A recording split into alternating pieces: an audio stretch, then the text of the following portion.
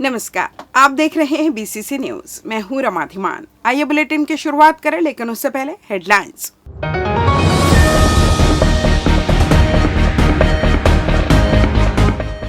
गणतंत्र दिवस पर मुख्यमंत्री करेंगे ध्वजारोहण, हुआ फाइनल रिहर्सल। बिलासपुर के नवपदस्थ आईजी ने संभाला कार्यभार, कहा अपराध नियंत्रण रहेगी प्राथमिकता। पदोन्नति घोटाले का सरगना बाबू सस्पेंड, शिक्षा विभाग में बड़ी कार्रवाई। और छात्राओं से छेड़छाड़ कर रहा आरोपी गिरफ्तार, पुलिस ने दिखाई सक्रियता। हेडलाइंस के बाद खबरें विस्तार से। जिला स्तरीय गणतंत्र दिवस समारोह का अंतिम फुल ड्रेस रिहर्सल सवेरे पुलिस परेड ग्राउंड में की गई। फाइनल रिहर्सल में मुख्य अतिथि का आगमन, स्वागत, ध्वजारोहण, परेड सलामी, मार्च पास्ट, मुख्य अतिथि द्वारा परेड कमांडो से परिचय, पुरस्कार वितरण, सांस्कृतिक कार्यक्रम आदि का रिहर्सल किया गया।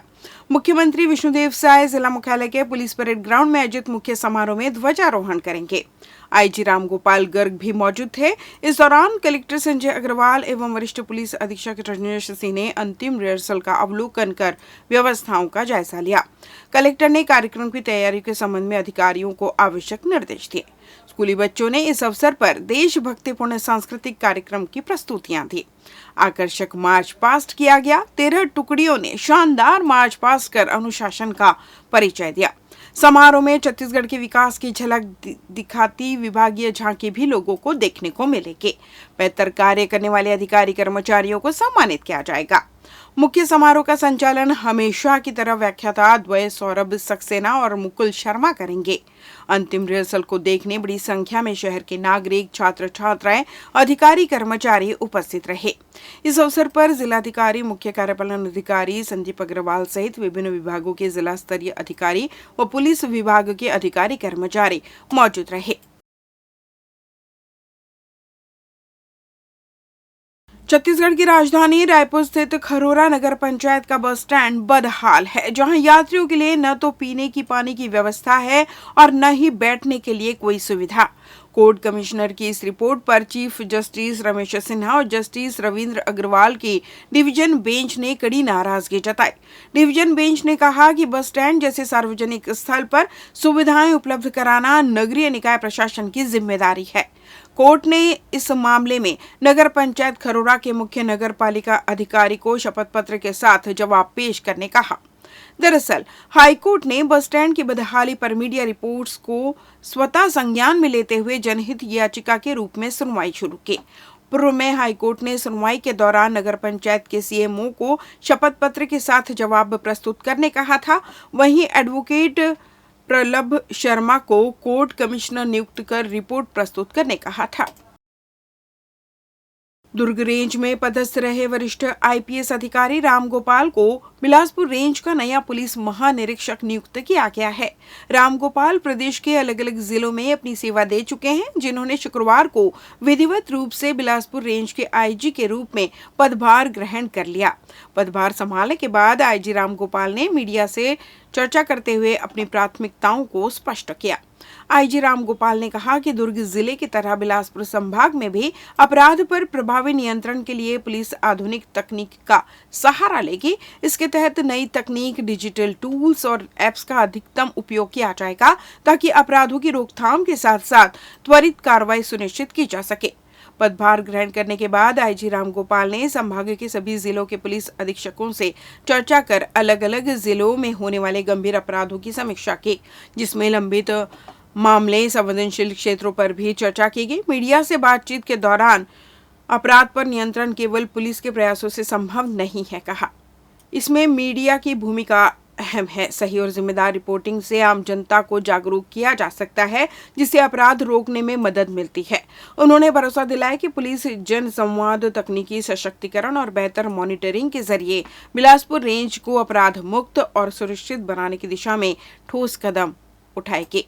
हमारी कोशिश रहती है कि पुलिसिंग जो है उस दिशा में की जाए कि समाज की बेहतरी के लिए, और जितना यूज़ ऑफ टेक्नोलॉजी मैक्सिमम हम पुलिसिंग में कर सकते हैं उसकी कोशिश की जाती है, जिससे कि ना केवल जो तकनीकी अपराध आजकल हो रहे हैं उसकी विवेचना में हमें हेल्प मिले, आधुनिक पुलिसिंग से जो हमारी कार्यशैली है उसकी दक्षता भी बढ़े। इस पे हमारा फोकस रहता है। हमने कुछ कुछ मोबाइल एप्लीकेशंस बनाई हैं जिसको हम दुर्ग रेंज में कर रहे थे, उसके अच्छे परिणाम हमें मिले। उसको हम कोशिश करेंगे कि यहाँ बिलासपुर रेंज में भी लागू करें। और आज पहला दिन है, तो अभी सभी पुलिस अधीक्षकों से चर्चा कर क्षेत्र की क्या समस्याएं हैं, किस प्रकार के अपराध हो रहे हैं, इसकी जानकारी लेकर हम कोशिश करेंगे कि जो पहले कार्य यहाँ पर अच्छे हुए हैं उनको और बेहतर किया जाए, और जिन चीज़ों में कमी रही है उसको आइडेंटिफाई करके उसको अच्छा करने की कोशिश की जाए। रेंज के नवपदस्थ पुलिस महानिरीक्षक आईजी रामगोपाल गर्ग आईपीएस ने शुक्रवार को औपचारिक रूप से अपने पद का कार्यभार ग्रहण कर लिया।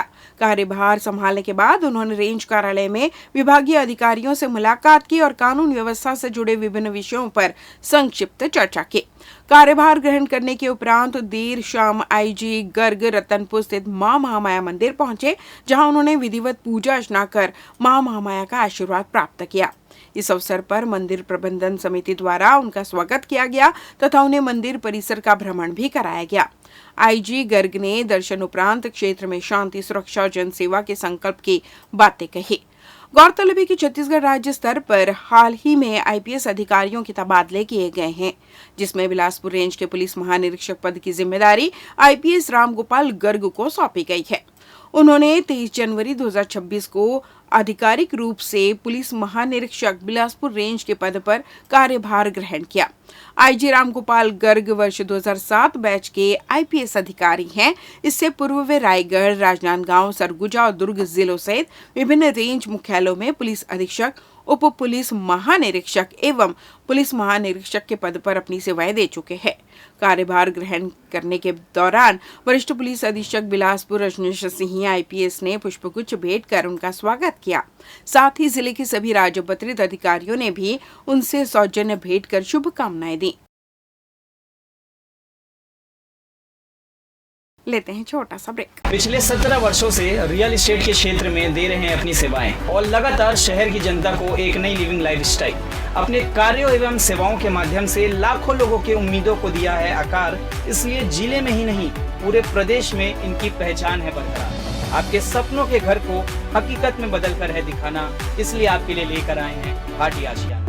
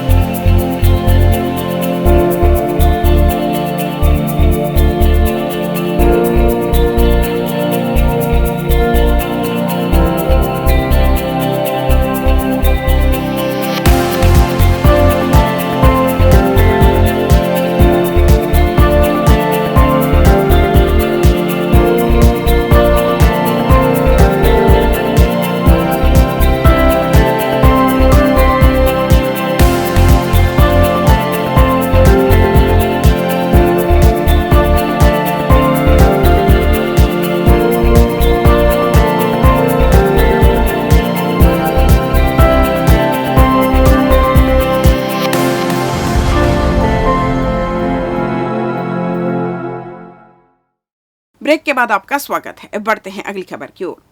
कार्यालय जिला शिक्षा अधिकारी बिलासपुर द्वारा स्थानांतरण आदेश का पालन नहीं करने एवं लंबे समय तक अनाधिकृत रूप से अनुपस्थित रहने के मामले में कड़ी कार्रवाई करते हुए सहायक ग्रेड 2 विकास तिवारी को तत्काल प्रभाव से निलंबित कर दिया गया है। यह आदेश 28 जनवरी 2026 को जारी किया गया। मिली जानकारी के अनुसार कार्यालय कलेक्टर बिलासपुर तथा छत्तीसगढ़ शासन सामान्य प्रशासन विभाग के निर्देशानुसार विकास तिवारी का प्रशासनिक स्थानांतरण कार्यालय जिला शिक्षा अधिकारी बिलासपुर से शासकीय उच्चतर माध्यमिक विद्यालय लोहर सीसोन विकासखंड मस्तूरी में किया गया था। इसके तहत 1 जुलाई 2025 को उन्हें कार्य मुक्त भी कर दिया गया, लेकिन इसके बावजूद उन्होंने दिनांक तक स्थानांतरित संस्था में कार्यभार ग्रहण नहीं किया।